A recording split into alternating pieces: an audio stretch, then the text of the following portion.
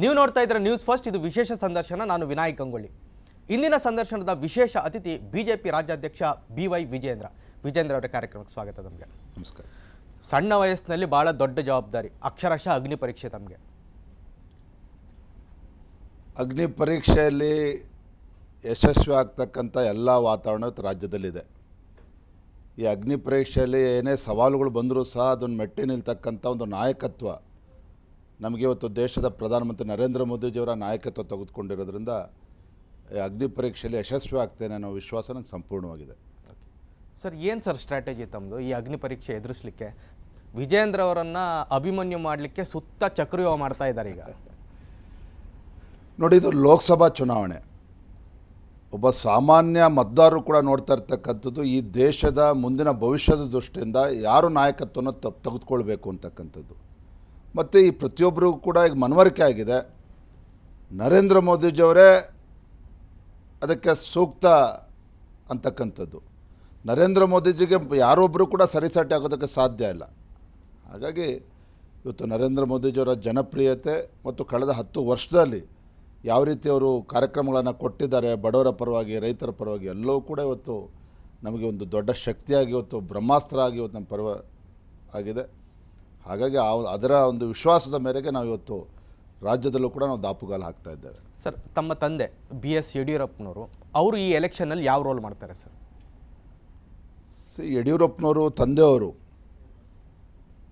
ನಾನು ರಾಜ್ಯದ ಅಧ್ಯಕ್ಷರಾಗಿ ನನ್ನ ಹೆಸರು ಘೋಷಣೆ ಆದ ಮರುಕ್ಷಣ ತಂದೆಯವರು ನನಗೆ ಆದೇಶನ ಮಾಡಿದ್ದು, ನಮ್ಮ ವರಿಷ್ಠರು ಮತ್ತು ಪರಿವಾರದ ಎಲ್ಲ ಹಿರಿಯರು ಇವತ್ತು ನನಗೆ ಇಷ್ಟು ದೊಡ್ಡ ಜವಾಬ್ದಾರಿಯನ್ನು ಕೊಟ್ಟಿದ್ದಾರೆ. ಒಂದು ಕ್ಷಣನೂ ಕೂಡ ನೀವು ತಡ ಮಾಡಬಾರ್ದು. ಮುಂದಿನ ಲೋಕಸಭಾ ಚುನಾವಣೆ 28ಕ್ಕೆ 28 ಗೆಲ್ಲಬೇಕು ಅನ್ನುವ ಒಂದು ಮಾತನ್ನು, ಕಿವಿ ಮಾತನ್ನು ಪೂಜೆ ತಂದೆಯವರು ನನಗೆ ಹೇಳಿರ್ತಕ್ಕಂಥದ್ದು. ಮತ್ತು ನೋಡಿ, ಅವರು 81ನೇ ವಯಸ್ಸಿನಲ್ಲೂ ಸಹ ಅವ್ರಿಗಿರ್ತಕ್ಕಂಥ ಒಂದು ಇಚ್ಛಾಶಕ್ತಿ ಮತ್ತು ಕಾರ್ಯಕರ್ತರು ಕೊಡ್ತಾ ಇರ್ತಕ್ಕಂಥ ಒಂದು ಸಂದೇಶ ಇವತ್ತು ಮತದಾರರಲ್ಲಿ ಯಡಿಯೂರಪ್ಪನವ್ರ ಬಗ್ಗೆ ಇಟ್ಕೊಂಡಿರ್ತಕ್ಕಂಥ ಅಚಲವಾಗಿರ್ತಕ್ಕಂಥ ವಿಶ್ವಾಸ. ಹಾಗಾಗಿ ಯಡಿಯೂರಪ್ಪನವ್ರ ಮನೇಲಿ ಕೂರ್ತಕ್ಕಂಥ ಪ್ರಶ್ನೆನೇ ಇಲ್ಲ. ರಾಜ್ಯಾದ್ಯಂತ ಪ್ರವಾಸನ ಈಗಾಗಲೇ ಶುರು ಮಾಡಿದ್ದಾರೆ. ಲೋಕಸಭಾ ಚುನಾವಣೆ ಮುಗಿಯೋವರೆಗೂ ಕೂಡ ಪ್ರವಾಸನ ಮಾಡ್ತಾರೆ. ನನಗೆ ವಿಶ್ವಾಸ ಇದೆ ಅದರ ಪರಿಣಾಮ ಒಂದು ಕಡೆ ನರೇಂದ್ರ ಮೋದಿಜಿಯವರ ಜನಪ್ರಿಯತೆ ಮತ್ತು ಯಡಿಯೂರಪ್ಪನವರ ಒಂದು ಓಡಾಟ ಏನಿದೆ, ಖಂಡಿತ ಅದು ಭಾರತೀಯ ಜನತಾ ಪಾರ್ಟಿಗೆ ಅನುಕೂಲ ಆಗ್ತದೆ. ಸರ್, ನಿಮ್ಮ ತಂದೆಯವರು ಸುಮಾರು 5 ದಶಕಗಳಲ್ಲಿ ಅನೇಕ ಚುನಾವಣೆಗಳನ್ನು ಮಾಡಿ ಮುಗಿಸಿದ್ದಾರೆ. ತಮ್ಮ ತಂದೆಯವರಿಂದ ತಾವು ಏನು ಕಲ್ತಿದ್ದೀರಿ ಸರ್? ತಂದೆಯವರು ಒಂದು ದೊಡ್ಡ ಶಕ್ತಿ, ಒಂದು ಪ್ರೇರಣೆನೂ ಕೂಡ ಹೌದು. ಯಡಿಯೂರಪ್ಪನವರು ತಂದೆಯವರೇನಿದ್ದಾರೆ, ನನ್ನ ತಂದೆನೂ ಕೂಡ ಹೌದು, ನನ್ನ ಗುರುಗಳು ಕೂಡ ಹೌದು. ನಾನು ಪೂಜ್ಯ ತಂದೆಯವರು ನೋಡಿರ್ತಕ್ಕಂಥದ್ದು ಅಂದರೆ ಅವ್ರಿಗಿರ್ತಕ್ಕಂಥ ಒಂದು ಇಚ್ಛಾಶಕ್ತಿ, ಒಂದು ದೃಢ ನಿರ್ಧಾರ. ಯಾವುದೇ ಒಂದು ನಿರ್ಧಾರವನ್ನು ಕೈಗೊಂಡಾಗ ಏನೇ ಅದ್ರಿಗೆ ಅಡೆತಡೆಗಳು ಬಂದರೂ ಸಹ ಯಾವುದಕ್ಕೂ ಕೂಡ ಲೆಕ್ಕಿಸದೆ ಒಂದು ಬಾರಿ ಇಟ್ಟಂಥ ಹೆಜ್ಜೆಯನ್ನು ಯಾವತ್ತೂ ಕೂಡ ತಂದೆಯವರು ಹಿಂದೆ ಪಡೆದಿರ್ತಕ್ಕಂಥ ಉದಾಹರಣೆಗಳೇ ಇಲ್ಲ. ಮತ್ತು ಅವರಲ್ಲಿರ್ತಕ್ಕಂಥ ಒಂದು ತಾಳ್ಮೆ ಮತ್ತು ಅವರ ಜನಸಾಮಾನ್ಯರಲ್ಲಿ ಅವರು ಇರ್ತಕ್ಕಂಥ ಒಂದು ಒಡನಾಟ, ಕಾರ್ಯಕರ್ತರ ಮಧ್ಯೆ ಇರ್ತಕ್ಕಂಥ ಅವ್ರ ಒಡನಾಟ, ಇವೆಲ್ಲವೂ ಕೂಡ ನಾನು ಕಳೆದ ಹಲವಾರು ವರ್ಷಗಳಿಂದ, ದಶಕಗಳಿಂದ ನಾನು ಕೂಡ ಹತ್ತಿರದಿಂದ ನೋಡ್ಕೊಂಡ್ಬಂದಿದ್ದೇನೆ. ನಾನು ಮುಂದೆ ಜನಾನುರಾಗಿಯಾಗಿ ನಾನು ಮುಂದೆ ಕೆಲಸ ಮಾಡಬೇಕು ಅಂದರೆ ಇವೆಲ್ಲವನ್ನೂ ಕೂಡ ನನ್ನ ಒಂದು ಜೀವನದಲ್ಲೂ ಕೂಡ ಅಳವಡಿಸ್ಕೊಡ್ಬೇಕಾಗಿರ್ತಕ್ಕಂಥದ್ದು ಭಾಳ ಅವಶ್ಯಕವಾಗಿದೆ. ಸರ್, ತಮ್ಮ ತಂದೆ ಕೊಟ್ಟ ಮಾತು ಇಟ್ಟು ಗುರಿ ಎರಡೂ ತಪ್ಪೋದಿಲ್ಲ ಅಂತ ಹೇಳ್ತಾರೆ. ಅವ್ರ ಮಗನೂ ಹಾಗೆ ಅಂತ ಹೇಳ್ಬೋದಾ ಸರ್? ಇಟ್ಸ್ ಟೂ ಅರ್ಲಿ, ನಿಜ. ಯಾಕೆಂದರೆ ಇತ್ತೀಚೆಗಷ್ಟೇ ಜವಾಬ್ದಾರಿ ಸಿಕ್ಕಿದೆ. ಆದರೆ ಒಂದಂತೂ ಸತ್ಯ ವಿನಾಯಕ್, ಇಷ್ಟೆಲ್ಲ ಹಿರಿಯರಿದ್ದರೂ ಸಹ ನಮ್ಮ ಕೇಂದ್ರದ ನಮ್ಮ ವರಿಷ್ಠರು, ನಮ್ಮ ನಡ್ಡಾಜಿಯವರು, ಪ್ರಧಾನಮಂತ್ರಿಗಳು, ಅಮಿತ್ ಶಾಜಿಯವರು ಇಷ್ಟು ದೊಡ್ಡ ಜವಾಬ್ದಾರಿಯನ್ನು ಕೊಟ್ಟಿದ್ದಾರೆ.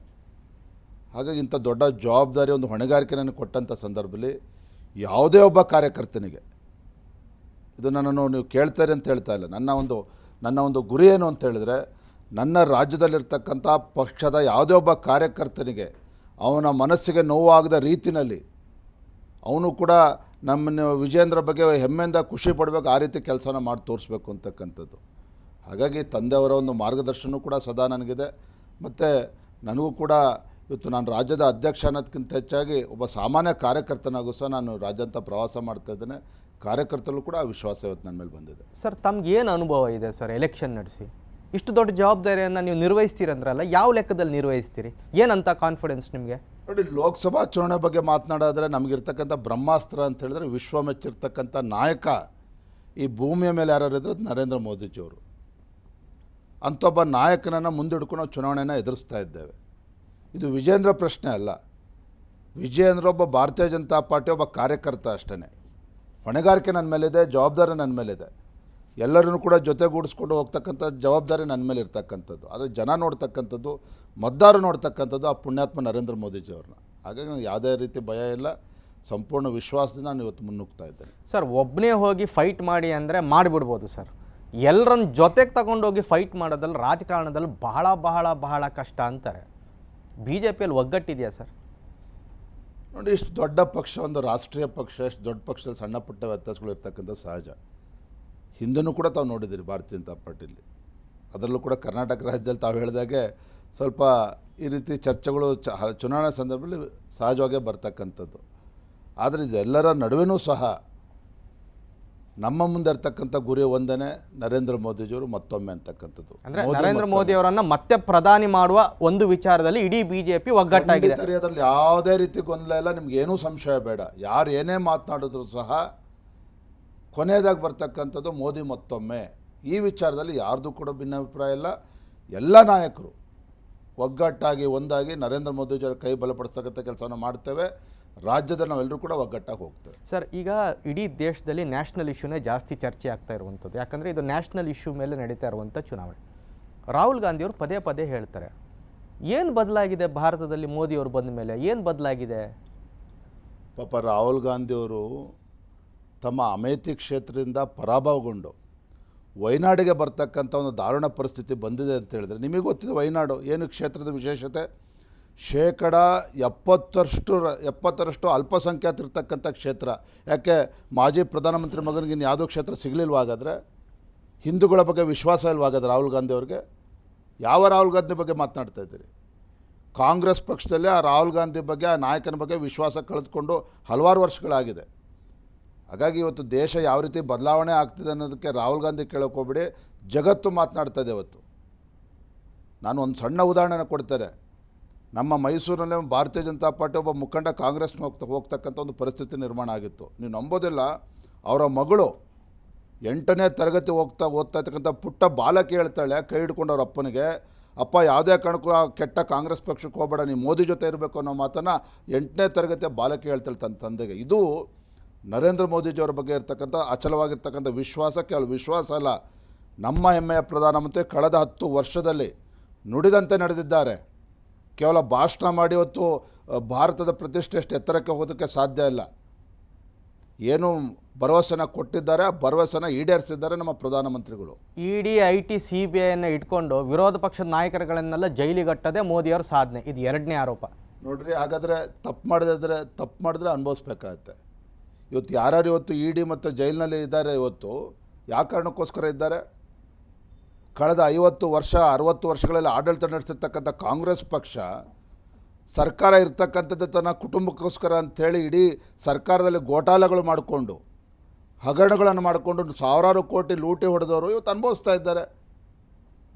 ಯಾರು ಪ್ರಾಮಾಣಿಕರಿದ್ದಾರೆ ಅವ್ರು ಯಾರು ಕೂಡ ಒಳಗಡೆ ಇಲ್ಲ. ಯಾರು ಪ್ರಾಮಾಣಿಕರು ಅಲ್ಲ, ಯಾರು ತಮ್ಮ ಅಧಿಕಾರವನ್ನು ದುರುಪಯೋಗ ಪಡಿಸ್ಕೊಂಡಿದ್ದಾರೆ ಇವತ್ತು ಅನುಭವಿಸ್ತಾ ಇದ್ದಾರೆ. ಹಾಗಾದ್ರೆ ಆ ಥರ ವ್ಯಕ್ತಿಗಳನ್ನು ರಸ್ತೆಯಲ್ಲಿ ಓಡಾಡೋಕ್ಕೆ ಬಿಡೋದಕ್ಕಾಗುತ್ತೆ? ಹಾಗಾದರೆ ಈ ದೇಶದೊಳಗಡೆ ಸುಪ್ರೀಂ ಕೋರ್ಟು, ಹೈಕೋರ್ಟ್ ಅಂತಕ್ಕಂಥ ವ್ಯವಸ್ಥೆ ಇಲ್ವ ನಮಗೆ ಪ್ರಜಾಪ್ರಭುತ್ವದಲ್ಲಿ? ಹಾಗಾದರೆ ಅವ್ರು ನಿಜವಾಗ್ಲೂ ಕೂಡ ಪ್ರಾಮಾಣಿಕರಿದ್ದರೆ ನ್ಯಾಯಾಲಯದಲ್ಲಿ ಮುಂದೆ ಹೋಗ್ಬೋದು ಅವರು.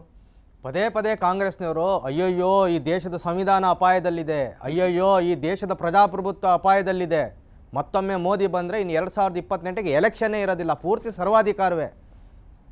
28ಕ್ಕೆ ಎಲೆಕ್ಷನ್ ಬಂದರೆ ಕಾಂಗ್ರೆಸ್ ಇರೋದಿಲ್ಲ ಅನ್ನೋದು ನಾವು ಒಪ್ಕೊಳ್ತೇನೆ. ಆದರೆ ಪ್ರಜಾಪ್ರಭುತ್ವ ಇರೋದಿಲ್ಲ ಅನ್ನೋದನ್ನು ಯಾರೊಬ್ಬರು ಕೂಡ ಒಪ್ಕೊಳ್ಳೋದಿಲ್ಲ. ಮೂರ್ಖರಿದ್ದಾರೆ ಕಾಂಗ್ರೆಸ್ ಪಕ್ಷದವರು. ಯಾವ ಸಂವಿಧಾನದ ಬಗ್ಗೆ ಮಾತನಾಡ್ತಾ ಇದ್ದಾರೆ? ಯಾವ ಸಂವಿಧಾನ ಕೊಟ್ಟಿರ್ತಕ್ಕಂಥ ಬಾಬಾ ಸಾಹೇಬ್ ಅಂಬೇಡ್ಕರ್ ಅವ್ರನ್ನ ಬದುಕಿದ್ದಾಗಲೇ ಕಗ್ಗೊಲೆ ಮಾಡಿರ್ತಕ್ಕಂಥವ್ರು ಕಾಂಗ್ರೆಸ್ ಪಕ್ಷದವರು. ಒಂದಲ್ಲ 2 ಬಾರಿ ಲೋಕಸಭಾ ಚುನಾವಣೆಯಲ್ಲಿ ಬಾಬಾ ಸಾಹೇಬ್ ಅಂಬೇಡ್ಕರ್ನ ಸೋಲಿಸಿರ್ತಕ್ಕಂಥ ಕೀರ್ತಿ ಕಾಂಗ್ರೆಸ್ ಪಕ್ಷಕ್ಕೆ ಸಲ್ತದೆ. ಇವರು ಸಂವಿಧಾನದ ಬಗ್ಗೆ ಮಾತನಾಡ್ತಾರಾ? ಆ ಬಾಬಾ ಸಾಹೇಬ್ ಅಂಬೇಡ್ಕರ್ಗೆ ಒಂದು ಅಂತ್ಯ ಸಂಸ್ಕಾರಕ್ಕೂ ಕೂಡ ಗೌರವ ಕೊಡ್ತಾ ಇರ್ತಕ್ಕಂಥ ಕಾಂಗ್ರೆಸ್ ಪಕ್ಷ ಇವತ್ತು ಅಂಬೇಡ್ಕರ್ ಬಗ್ಗೆ, ಸಂವಿಧಾನ ಬಗ್ಗೆ ಮಾತನಾಡ್ತಕ್ಕಂಥ ನೈತಿಕತೆ ಉಳಿಸ್ಕೊಂಡಿದೆ ಆಗ ಕಾಂಗ್ರೆಸ್ ಪಕ್ಷ. ಇವತ್ತಾಗಾದರೆ ಈ ಕಾಂಗ್ರೆಸ್ ಪಕ್ಷ ಈ ರೀತಿ ಅಧಿಕಾರ ಸಿಕ್ಕಂಥ ಸಂದರ್ಭ ಯಾವ ರೀತಿ ನಡ್ಕೊಂಡಿದ್ದಾರೆ ದೇಶದ ಪ್ರತಿಯೊಬ್ಬರಿಗೂ ಕೂಡ ಗೊತ್ತಿದೆ. ಆ ಕಾರಣಕ್ಕಾಗೇ 420 ಕ್ಷೇತ್ರ ಲೋಕಸಭಾ ಸಂಸದರನ್ನು ಗೆಲ್ತಕ್ಕಂಥ ಕಾಂಗ್ರೆಸ್ ಪಕ್ಷ ಇವತ್ತು 40ಕ್ಕೆ ಬಂದಿರತಕ್ಕಂಥದ್ದು. ಜನರು ಸುಮ್ಮನೆ ಅವ್ರನ್ನ ಮನೇಲಿ ಕೂರಿಸಿದ್ದಾರೆ ಏನಾಗಾದರೆ ಸರ್. ಬಟ್ ಅವರೀಗ ಸ್ಪ್ರೆಡ್ ಮಾಡ್ತಾ ಇದ್ದಾರಲ್ಲ ಸರ್, ಏನಾದರೂ ನರೇಂದ್ರ ಮೋದಿ ಅವರ BJP 400 ಮೇಲೆ ಬಂದರೆ ಸಂವಿಧಾನ ಬದಲಾಗತ್ತೆ ಎಚ್ಚರ, ಮೀಸಲಾತಿ ಬದಲಾಯಿಸ್ತಾರೆ ಎಚ್ಚರ, ಪ್ರಜಾಪ್ರಭುತ್ವ ಬದಲಾಗತ್ತೆ ಎಚ್ಚರ. ಸಂವಿಧಾನಕ್ಕೆ ಅತಿ ಹೆಚ್ಚು ಗೌರವವನ್ನು ಸ್ವಾತಂತ್ರ್ಯ ಬಂದ ನಂತರ ಕೊಟ್ಟಿರ್ತಕ್ಕಂಥ ಪ್ರಧಾನಮಂತ್ರಿ ಯಾರಿದ್ರೆ ಒಂದು ಅಟಲ್ ಬಿಹಾರಿ ವಾಜಪೇಯಿ, ತದನಂತರ ನರೇಂದ್ರ ಮೋದಿಜಿಯವರು. ಬಾಬಾ ಸಾಹೇಬ್ ಅಂಬೇಡ್ಕರ್ ಅವರ ಕೆಲವು ಪವಿತ್ರ ಕ್ಷೇತ್ರಗಳು ಪುಣ್ಯ ಕ್ಷೇತ್ರಕ್ಕೆ ಇವತ್ತು ಅಭಿವೃದ್ಧಿ ಮಾಡಿದ್ದಾರೆ ಅಂದರೆ ಇದು ನರೇಂದ್ರ ಮೋದಿ. ಮತ್ತೊಂದು ಹೇಳ್ತಾನೆ, ಬಾಬಾ ಸಾಹೇಬ್ ಅಂಬೇಡ್ಕರ್ ಬಗ್ಗೆ ಎಷ್ಟು ಕಾಂಗ್ರೆಸ್ನವರು ಭಾಷಣ ಮಾಡ್ತಾರಲ್ಲ, ಅವ್ರಿಗೆ ಭಾರತ ರತ್ನ ಕೊಟ್ಟಿರ್ತಕ್ಕಂಥದ್ದು ಅಟಲ್ ಬಿಹಾರಿ ವಾಜಪೇಯಿ ಅವರ ಒತ್ತಾಯದ ಮೇರೆಗೆ ಅಂದಿನ VP ಸಿಂಗ್ ಸರ್ಕಾರ ನೀಡಿರ್ತಕ್ಕಂಥದ್ದು ಕಾಂಗ್ರೆಸ್ ಪಕ್ಷದವರಲ್ಲ. ಭಾರತ ರತ್ನ ಎಲ್ಲ ಇವರು ಗಾಂಧಿ ಕುಟುಂಬಕ್ಕೆ ಕೊಡ್ಕೊಂಡಿದ್ದಾರೆ ಹೊರತು ಇನ್ಯಾರಿಗೂ ಕೂಡ ನ್ಯಾಯಬದ್ಧವಾಗಿ ಯಾರಿಗೂ ಕೂಡ ಕಾಂಗ್ರೆಸ್ ಪಕ್ಷದವ್ರು ಕೊಟ್ಟಿಲ್ಲ. ಹಾಗಾಗಿ ಸಂವಿಧಾನದ ಬಗ್ಗೆ ಅಂಬೇಡ್ಕರ್ ಬಗ್ಗೆ ಮಾತನಾಡ್ತಕ್ಕಂಥ ಯಾವುದೇ ಯೋಗ್ಯತೆ ಕಾಂಗ್ರೆಸ್ ಪಕ್ಷ ಉಳಿಸ್ಕೊಂಡು ಇವತ್ತು ನಾನು ಮಾನ್ಯ ಮುಖ್ಯಮಂತ್ರಿಗಳು ಕೇಳ್ತೀನಿ ತಮ್ಮ ಮೂಲಕ, ಇವತ್ತು ಸಂವಿಧಾನದ ಬಗ್ಗೆ ಮಾತನಾಡ್ತೀವಿ ಒಂದು ಕಡೆ, ಮತ್ತೊಂದು ಕಡೆ ನೀವು ರಾಜ್ಯ ಸರ್ಕಾರ ಒಬ್ಬ ಅನುಭವಿ ಮುಖ್ಯಮಂತ್ರಿ ಇರ್ತಕ್ಕಂಥವ್ರು ಇವತ್ತೇನು ಪರಿಶಿಷ್ಟ ಜಾತಿ ಪಂಗಡಗಳಿಗೆ ಮೀಸಲಿಟ್ಟಿದ್ದಂಥ 25,000 ಕೋಟಿ ಅನುದಾನವನ್ನು ನೀವು ಬರೆಗಡೆ ವರ್ಗಾವಣೆ ಮಾಡಲಿಲ್ವಾಗಾದರೆ ಏನು ನ್ಯಾಯ ಕೊಡ್ತೀರಿ ನೀವು ದಲಿತರಾಗಾದ್ರೆ ಕರ್ನಾಟಕ ರಾಜ್ಯದಲ್ಲಿ? ಮಾತೆತ್ತರ ದಲಿತರ ಬಗ್ಗೆ ಭಾಷಣ ಮಾಡ್ತಕ್ಕಂಥ ಮುಖ್ಯಮಂತ್ರಿಗಳು ಉಪಮುಖ್ಯಮಂತ್ರಿಗಳು ಅನ್ಯಾಯ ಮಾಡ್ತಾಯಿದ್ದಾರೆ ಇವತ್ತು ದಲಿತ ಕುಟುಂಬಗಳಿಗೆ. ಇವತ್ತು ಅವರ ಒಂದು ಅಭಿವೃದ್ಧಿಗೆ ಮೀಸಲಿಟ್ಟಿರ್ತಕ್ಕಂಥ ಹಣವನ್ನು ಇವತ್ತು ಬೇರೆ ಕಡೆಗೆ ವ್ಯತ್ಯಾಸ ಮಾಡ್ತಾ ಇದ್ದಾರೆ. ಇದೇನಾಗದೆ ನೀವು ದಲಿತರ ಬಗ್ಗೆ ಇರ್ತಕ್ಕಂಥ ಕಾಳಜಿ? ಸ್ವಾಮಿ, ಕೇವಲ ಭಾಷಣ ಮಾಡಿದ ತಕ್ಷಣ ಇವತ್ತು ದಲಿತರಾಗಲಿ ಬೇರೆ ಸಮುದಾಯಗಳು ನಿಮ್ಮನ್ನು ನಂಬ್ತಕ್ಕಂಥ ಕಾಂಗ್ರೆಸ್ ಪಕ್ಷವನ್ನು ನಂಬ್ತಕ್ಕಂಥ ಕಾಲ ಹೊರಟೋಯ್ತು. ನಿಮ್ಮ ಮುಖಳೆಲ್ಲ ಕಾಂಗ್ರೆಸ್ ಪಕ್ಷದ ಹಸ್ತ ನೋಡಿದ್ರೆ ಜನ ಓಟ್ ಹಾಕ್ತಿದ್ರು. ಆ ದಿನಗಳೆಲ್ಲವೂ ಕೂಡ ಕಳೆದೋಗಿದೆ, ಮಾಯ ಆಗಿದೆ. ಯಾಕೆಂದರೆ ಅದನ್ನು ಮಾಡ್ಕೊಂಡಿರ್ತಕ್ಕಂಥ ನೀವುಗಳೇ. ಹಾಗಾಗಿ ಇವತ್ತು ಕಾಂಗ್ರೆಸ್ ಪಕ್ಷ ರಾಜ್ಯದಲ್ಲಿ ಉಸಿರಾಡ್ತಿದ್ರೆ ಒಪ್ಕೊಳ್ತೇನೆ. ಅದು ಇದೇ ರಾಜ್ಯದಲ್ಲಿ ಇವತ್ತು ಜನರು ಕೂಡ ವಿಶ್ವಾಸವನ್ನು ಕೂಡ ಕಳೆದುಕೊಂಡಿದ್ದಾರೆ. ಹಾಗಾಗಿ ಭಾರತೀಯ ಜನತಾ ಪಾರ್ಟಿ ಇವತ್ತು ಎಲ್ಲ ಕಡೆ ಅಭ್ಯರ್ಥಿಗಳು ಮುನ್ನಡೆ ಸಾಲ್ತಾ ಇರ್ತಕ್ಕಂಥ. ಸರ್, ಬೆಕ್ಕು ಕಣ್ಮುಚ್ಚಿ ಹಾಲು ಕುಡಿದ್ರೆ ಯಾರಿಗೆ ಗೊತ್ತಾಗಲ್ಲ ಅಂತ ಅನ್ಕೋತಾರೆ. ಹಾಗೆ BJPಯವರು ಹಗರಣದ ವಿಚಾರದಲ್ಲಿ ಅಂತ ಒಂದು ಆರೋಪ. ಎಲೆಕ್ಟ್ರಾಲ್ ಬಾಂಡ್ ಈ ದೇಶದ ಒಂದು ಬಹಳ ದೊಡ್ಡ ಹಗರಣ ಅಂತ ರಾಹುಲ್ ಗಾಂಧಿಯವರು ಇಡೀ ಭಾರತ್ ಜೋಡೋ ಯಾತ್ರೆಯಲ್ಲಿ ಈಗ ಹೇಳ್ತಾ ಬಂದಿದ್ದಾರೆ. ನೋಡಿ, ನೀವು ಯಾಕೆ ರಾಹುಲ್ ಗಾಂಧಿ ಬಗ್ಗೆ ಯಾರು ಕಾಂಗ್ರೆಸ್ ಪಕ್ಷದವರು ಅವ್ರನ್ನ ಗಂಭೀರವಾಗಿ ತೆಗೆದುಕೊಂಡಿಲ್ಲ. ರಾಹುಲ್ ಗಾಂಧಿ ಅವ್ರನ್ನ ಕಾಂಗ್ರೆಸ್ ಪಕ್ಷದವರು ಅವ್ರನ್ನ ಗಂಭೀರವಾಗಿ ತೆಗೆದುಕೊಂಡಿಲ್ಲ. ರಾಹುಲ್ ಗಾಂಧಿ ಅವರು ಎಲೆಕ್ಟ್ರಲ್ ಬಾಂಡ್ ಇರ್ಬೋದು, ದೇಶದ ವಿಚಾರದಲ್ಲಿರ್ಬೋದು, ಹಿಂದುತ್ವದ ವಿಚಾರದಲ್ಲಿರ್ಬೋದು, ಅವರ ನಿಲುವು ಏನಂತಕ್ಕಂಥದ್ದು ಜಗತ್ತಿಗೆ ಗೊತ್ತಿದೆ. ಇವತ್ತು ನಮ್ಮ ಪ್ರಧಾನಮಂತ್ರಿ ಭಾರತೀಯ ಜನತಾ ಪಾರ್ಟಿ ಸರ್ಕಾರ ಬಂದಂಥ ಸಂದರ್ಭದಲ್ಲಿ ಒಂದು ಪಾರದರ್ಶಕತೆ ತರಬೇಕು ಅನ್ನೋ ಸದುದ್ದೇಶ ಇಟ್ಕೊಂಡು ಅದು ಮಾಡಿದ್ದಾರೆ. ಸುಪ್ರೀಂ ಕೋರ್ಟಲ್ಲಿ ಬೇರೆ ವ್ಯತ್ಯಾಸ ಆಗಿರ್ಬೋದಿಲ್ಲ ಅಂತೇನಿಲ್ಲ. ಆದರೆ ನರೇಂದ್ರ ಮೋದಿಜಿಯವರು ಇವತ್ತು ಎಲೆಕ್ಟ್ರಲ್ ಬಾಂಡ್ ಬಗ್ಗೆ ಮಾತನಾಡ್ತಕ್ಕಂಥ ರಾಹುಲ್ ಗಾಂಧಿ ಅವರಿಗೆ ಕಾಂಗ್ರೆಸ್ ಪಕ್ಷದವ್ರಿಗೆ ಇವತ್ತು ಸವಾಲಾಗ್ತಾರೆ ನಿಮ್ಮ ಮೂಲಕ. ನರೇಂದ್ರ ಮೋದಿಜಿಯವರು ಕೇಂದ್ರದಲ್ಲಿ BJP ಸರ್ಕಾರ ಬಂದು 10 ವರ್ಷಗಳಾಗಿದೆ. ಒಂದು ಭ್ರಷ್ಟಾಚಾರದ ಆರೋಪ BJP ಸರ್ಕಾರದ ವಿರುದ್ಧ ಮಾಡೋಕ್ಕಾಗುತ್ತೆ? ನರೇಂದ್ರ ಮೋದಿಜಿಯವ್ರದ್ದು ಮಾಡೋಕ್ಕೆ ಸಾಧ್ಯನ? ನೀವು ಏನು ಮಾತಾಡ್ತಾ ಇರೋದು ಕಾಂಗ್ರೆಸ್ ಪಕ್ಷದವರು? ಹಾಗಾಗಿ ನೋಡಿ, ಯಾವುದೇ ಉತ್ತಮ ನಿರ್ಧಾರ ತೆಗೆದುಕೊಂಡಾಗ ಒಂದು ಒಳ್ಳೆಯ ಉದ್ದೇಶ ಇಟ್ಕೊಂಡು ತೆಗೆದುಕೊಂಡಂಥ ಪ್ರತಿಯೊಂದು ನಿರ್ಧಾರಕ್ಕೂ ಕೂಡ ಪ್ರಶ್ನೆ ಮಾಡ್ತಕ್ಕಂಥದ್ದು ಸಹಜ. ಅವರು ಅದು ಬಿಟ್ಟು ಇನ್ನೇನು ಮಾಡೋಕ್ಕಿದೆ ಕಾಂಗ್ರೆಸ್ನವರಿಗೆ? ಸರ್, ಮತ್ತೊಮ್ಮೆ ಮೋದಿ 400 ಮೀರಿ ಅಂತ ಈಗ ಒಂದು ಸ್ಲೋಗನ್ ಹಾಕ್ತಾಯಿದ್ರಿ. ಈ ಬಾರಿಯ ಚುನಾವಣೆ 400ಗಿಂತನೂ ಜಾಸ್ತಿ ಸೀಟ್ ಬಂದು ಭಾರತದಲ್ಲಿ ನಡೆದಂಥ ಚುನಾವಣೆಯಲ್ಲಿ ಒಂದು ಗಿನ್ನಿಸ್ ರೆಕಾರ್ಡ್ ಏನಾದರೂ BJP ಮಾಡುತ್ತಾ ಸರ್? ನೋಡಿ, ಗಿನ್ನಿಸ್ ದಾಖಲೆ ಅನ್ನೋದಕ್ಕಿಂತ ಹೆಚ್ಚಾಗಿ ಕಳೆದ 10 ವರ್ಷಗಳಲ್ಲಿನ ನಮ್ಮ ಪ್ರಧಾನಮಂತ್ರಿಗಳ ಒಂದು ನಡವಳಿಕೆ, ಈ ದೇಶವನ್ನು ಮುನ್ನಡೆಸ್ತಕ್ಕಂಥ ಒಂದು ಎದೆಗಾರಿಕೆ, ಒಂದು ಇಚ್ಛಾಶಕ್ತಿ, ಒಂದು ದೂರದೃಷ್ಟಿತ್ವ ಇಟ್ಕೊಂಡು ಯಾವ ರೀತಿ ಪ್ರಧಾನಮಂತ್ರಿಗಳು ಕಳೆದ 10 ವರ್ಷದಲ್ಲಿ ದುಡಿತಾ ಇದ್ದಾರೆ. ನೋಡಿ, ನಾನು ಹೇಳ್ತೇನೆ, ಒಂದು 5 ವರ್ಷ ಒಂದು ಸಲ ಒಂದು ಸರ್ಕಾರ ಟೆನ್ಯೂರ್ ಕಂಪ್ಲೀಟ್ ಮಾಡಿದ್ರೆ ಆ್ಯಂಟಿ ಇನ್ಕಮ್ಸ್ ಶುರು ಆಗುತ್ತೆ ಅಂತ ಹೇಳ್ತಾರೆ. ಆದರೆ ನಮ್ಮ ಪ್ರಧಾನಮಂತ್ರಿ 10 ವರ್ಷಗಳು ಇವತ್ತು ಕೇಂದ್ರದಲ್ಲಿ ಅಧಿಕಾರ ನಡೆಸಿದ್ರೂ ಕೂಡ, ಆಡಳಿತ ನಡೆಸಿದ ಮೇಲೂ ಸಹ ನಮ್ಮ ಪ್ರಧಾನಮಂತ್ರಿ ಜನಪ್ರಿಯತ್ವ ಜಾಸ್ತಿ ಆಗ್ತಾಯಿದೆ ಅಂತ ಕಾರಣ ಏನಾಗಾದರೆ? ಹಾಗಾಗಿ ನಿಮ್ಗೆ ಯಾವುದೇ ರೀತಿ ಅನುಮಾನ ಇಲ್ಲ. 400ಕ್ಕೂ ಹೆಚ್ಚು ಸ್ಥಾನಗಳನ್ನು ಗೆದ್ದು ಇವತ್ತು ನರೇಂದ್ರ ಮೋದಿಜಿಯವರನ್ನು ಸಂಕಲ್ಪ ಇದೆ 2047ನೇ ಇಸ್ವಿಗೆ ಒಂದು ವಿಕಸಿತ ಭಾರತ ಪರಿವರ್ತನೆ ಮಾಡಬೇಕು ಅಂತೇಳಿ ಆ ಸಂಕಲ್ಪ ಇಟ್ಕೊಂಡು ಏನು ಹೊರಟಿದ್ದಾರೆ. ಅದಕ್ಕೆ ಒಂದು ಮುನ್ನಡೆ ಬರತಕ್ಕಂಥ ಒಂದು ಫಲಿತಾಂಶ ಮತ್ತೊಮ್ಮೆ ಬರ್ತದೆ. ಭಾರತೀಯ ಜನತಾ ಪಾರ್ಟಿ ಅಧಿಕಾರಕ್ಕೆ ಬರ್ತದೆ. ಸರ್, ರಾಮ ಮಂದಿರ ನಿರ್ಮಾಣ ಮತ್ತು ಚುನಾವಣೆಗೆ ಏನಾದರೂ ಸಂಬಂಧ ಇದೆಯಾ ಸರ್? ರಾಮ ಮಂದಿರ ನಿರ್ಮಾಣ ಆಗೋಕ್ಕೂ ಮುನ್ನ ಕಳೆದ 9 ವರ್ಷದಲ್ಲಿ ನಮ್ಮ ಕೇಂದ್ರ ಸರ್ಕಾರ, BJP ಸರ್ಕಾರ, ನರೇಂದ್ರ ಮೋದಿಜಿ ಸರ್ಕಾರ ಏನೇನು ಮಾಡಿದ್ದಾರೆ ಅಂತೇಳಿ ಒಂದು ಕ್ಷಣ ಗಮನಿಸಿ. ನಮ್ಮ ಭಾರತೀಯ ಜನತಾ ಪಾರ್ಟಿಯ ಧ್ಯೇಯ ಅಂತ್ಯೋದಯ ಅಂತಕ್ಕಂಥದ್ದು, ದೇಶದ ಕಟ್ಟೆ ಕಡೆಯ ವ್ಯಕ್ತಿಗೂ ಸಹ ಸವಲತ್ತುಗಳು ತಲುಪಬೇಕು ಅಂತಕ್ಕಂಥದ್ದು ಮೊದಲ ಆದ್ಯತೆ ನಮ್ಮದು. ಹಾಗಾಗಿ ಅಯೋಧ್ಯೆ ಇವತ್ತು ಸುಪ್ರೀಂ ಕೋರ್ಟ್ ತೀರ್ಮಾನ ನಂತರ ಇವತ್ತು ಅಯೋಧ್ಯೆಯಲ್ಲಿ ಭವ್ಯ ರಾಮ ಮಂದಿರ ನಿರ್ಮಾಣ ಆಗಿರ್ತಕ್ಕಂಥದ್ದು ಲೋಕಾರ್ಪಣೆ ಪ್ರಧಾನಮಂತ್ರಿಗಳ ಅಮೃತ ಹಸ್ತದಿಂದ ಆಗಿರ್ತಕ್ಕಂಥದ್ದು. ಇವತ್ತು ಆರ್ಟಿಕಲ್ 370 ಬಗ್ಗೆನೂ ನಾವು ಮಾತನಾಡ್ತೇವೆ. ಯಾಕೆಂದರೆ ಭಾರತೀಯ ಜನತಾ ಪಾರ್ಟಿ ಅಂತ ಹೇಳಿದ್ರೆ ಎಮೋಷ್ನಲ್ ಇಶ್ಯೂಸ್ ಮಾತನಾಡ್ತಾರೆ ಅಂತೇಳಿ ನಮ್ಮ ವಿರೋಧ ಪಕ್ಷದವರು ಟೀಕೆ ಮಾಡ್ತಾರೆ ನಮ್ಮನ್ನ. ಆದರೆ ಇವತ್ತು ಅಯೋಧ್ಯೆಯಲ್ಲಿ ರಾಮ ಮಂದಿರ ಆಗಿರ್ತಕ್ಕಂಥದ್ದು 10ನೇ ವರ್ಷದಲ್ಲಿ, ಮೋದಿಯವರ ಆಡಳಿತಾವಧಿಯಲ್ಲಿ 10ನೇ ವರ್ಷದಲ್ಲಿ ಆಗಿರ್ತಕ್ಕಂಥದ್ದು. ಕಳೆದ 9 ವರ್ಷದಲ್ಲಿ ಯಾವ ರೀತಿ ಸುಧಾರಣೆಗಳಾಗಿದೆ, ಯಾವ ರೀತಿ ಮೂಲಭೂತ ಸೌಕರ್ಯಕ್ಕೆ ಇವತ್ತು ಇಡೀ ದೇಶದಲ್ಲಿ ಇವತ್ತು ಅನುದಾನವನ್ನು ಕೊಟ್ಟಿದ್ದಾರೆ ಮೋದಿಜಿಯವರು, ಯಾವ ರೀತಿ ಇವತ್ತು ವಾತಾವರಣ ನೋಡಿ. ಇವತ್ತು ವಿಶ್ವ ಬ್ಯಾಂಕ್ ಇವತ್ತು ಇಡೀ ಜಗತ್ತು, ನಿಮಗೆ ಗೊತ್ತಿರಲಿ ವಿನಾಯಕ್ ಅವರೇ, ಕೋವಿಡ್ ನಂತರದಲ್ಲಿ ಆರ್ಥಿಕ ಸಂಕಷ್ಟದ ನಡುವೆ ಜಗತ್ತಲ್ಲಿರ್ತಕ್ಕಂಥ ದಿಗ್ಗಜ ರಾಷ್ಟ್ರಗಳು ಕೂಡ ಆರ್ಥಿಕವಾಗಿ ಹಿನ್ನಡೆ ಆಗ್ತಾ ಇದ್ದರೆ, India is the only country ಮುಂದಿನ ದಿನಗಳಲ್ಲಿ 7.5 ಶೇಕಡ 7.5 ಆ ದರದಲ್ಲಿ ಇವತ್ತು ದೇಶ ಮುನ್ನಡೀತದೆ, ಆರ್ಥಿಕವಾಗಿ ಮುಂದೆ ಸಾಗ್ತದೆ ಅಂತಕ್ಕಂಥದ್ದು ವರ್ಲ್ಡ್ ಬ್ಯಾಂಕ್ ಹೇಳಿದೆ ನೆನ್ನೆ ದಿನ. ಇದು ಸುಮ್ಮನೆ ಮೋದಿಜಿಯವರ ಭಾಷಣದಿಂದ ಆಗೋದಕ್ಕೆ ಸಾಧ್ಯ ಇಲ್ಲ. ಆದರೆ ಕಳೆದ 10 ವರ್ಷದಲ್ಲಿ ಏನೋ ಒಂದು ಫೌಂಡೇಶನನ್ನು ಹಾಕಿದ್ದಾರೆ ಮೋದಿಯವರು, ಅದು ಇನ್ ಟರ್ಮ್ಸ್ ಆಫ್ ಇನ್ಫ್ರಾಸ್ಟ್ರಕ್ಚರ್. ಇವತ್ತು ಎಷ್ಟು ಏರ್ಪೋರ್ಟ್ಗಳಾಗಿದೆ, ಮೂಲಭೂತ ಸೌಕರ್ಯಕ್ಕೆ ಯಾವ ರೀತಿ ಒತ್ತನ್ನು ಕೊಟ್ಟಿದ್ದಾರೆ. ಈ ರೀತಿ ನೋಡಿ, ನೀವು ವಿಕಸಿತ ಭಾರತ ಇರ್ಬೋದು, is of doing business, Congress ಸರ್ಕಾರ ಇದ್ದಾಗ ಇವೆಲ್ಲ ಕೇಳೋಕ್ಕೆ ಸಾಧ್ಯ ಇತ್ತು, ಯಾರೂ ಮಾತಾಡ್ತಾನೆ ಇರಲಿಲ್ಲ. ಅದಕ್ಕೆ ಮೋದಿಜಿಯವರ ಒಂದು ದೂರದೃಷ್ಟಿತ್ವ ಇತ್ತು. ಭಾರತದ ಮುಂದಿನ ಪೀಳಿಗೆಗೆ ಇವತ್ತು ದೇಶವನ್ನು ಮುನ್ನಡೆಸಬೇಕು, ತಯಾರಿಡಬೇಕು ಅಂತಕ್ಕಂಥ ಒಂದು ಏನು ಮನಸ್ಸಲ್ಲಿ ಇಟ್ಕೊಂಡು ಹೊರಟಿದ್ದಾರೆ, ಒಂದು ಕೈಂಕರ್ಯವನ್ನು ತೊಟ್ಟು ಹೊರಟಿದ್ದಾರೆ. ಅದರ ಪರಿಣಾಮ ಇವತ್ತು ದೇಶ ಮುಂದೆ ಹೋಗ್ತಾ ಇರ್ತಕ್ಕಂಥದ್ದು, ಮುಂದೆ ಸಾಗ್ತಾ ಇರ್ತಕ್ಕಂಥದ್ದು. ಸರ್, ಈ ಹಿಂದೂ ರಾಷ್ಟ್ರ ಭಾರತ ಅಂತ ಹೇಳುವಂಥ ಒಂದು ಹಳೆಯ ಸ್ಲೋಗನ್ ಇದೆ ಬಿ ಜೆ ಪಿದು. ನರೇಂದ್ರ ಮೋದಿಯವರ 3ನೇ ಟರ್ಮಲ್ಲಿ ಈ ಘೋಷಣೆ ಏನಾದರೂ ಸರ್ಕಾರೀಕರಣ ಮಾಡುತ್ತಾ? ಭಾರತ ಹಿಂದೂ ರಾಷ್ಟ್ರ ಅಂತ ಏನಾದರೂ ಘೋಷಣೆ ಆಗುತ್ತಾ? ನೋಡ್ರಿ, ಇದು ಹಿಂದೂ ರಾಷ್ಟ್ರನೇ, ನಿಮ್ಗೆ ಯಾವುದೇ ರೀತಿ ಅನುಮಾನ ಪಡ್ತಕ್ಕಂಥ ಅವಶ್ಯಕತೆ ಇಲ್ಲ. ರಾಹುಲ್ ಗಾಂಧಿ ಮಾತನ್ನು ಕೇಳಕ್ಕೆ ಹೋಗಬೇಡಿ. ಭಾರತ ಅಂತಕ್ಕಂಥದ್ದು ಹಿಂದೂ ರಾಷ್ಟ್ರನೇ.